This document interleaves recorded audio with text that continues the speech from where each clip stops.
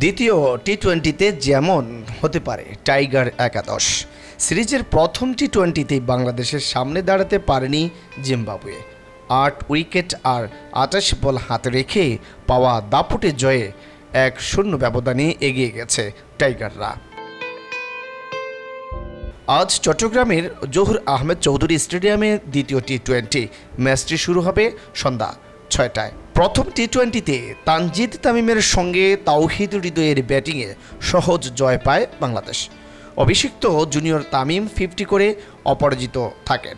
বোলিংয়ে আলো ছড়ান তাসকিন আহমেদ, মোহাম্মদ সাইফুদ্দিন আর শেখ মেহেদী হাসান। যদিও এমন এক ম্যাচেও ফর্মে ফিরতে পারেনি লিটন দাস। ৩ বলে ১ করে বোল্ড হয়ে ফেরেন দীর্ঘদিন ধুঁকতে থাকা এই মারকুটে ওপেনার। তার বদলে আজ একাদশে দেখা যেতে পারে সৌম্য সরকারকে।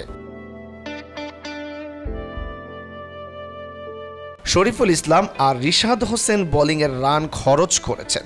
মুস্তাফিজুর রহমান আপাতত বিশ্রামে থাকায় শরীফুলের বাদ পড়ার সম্ভাবনা কম। লেগ স্পিনারের ভবিষ্যৎ বিবেচনায় রিশাদ ও একাদশে জায়গা ধরে রাখার কথা।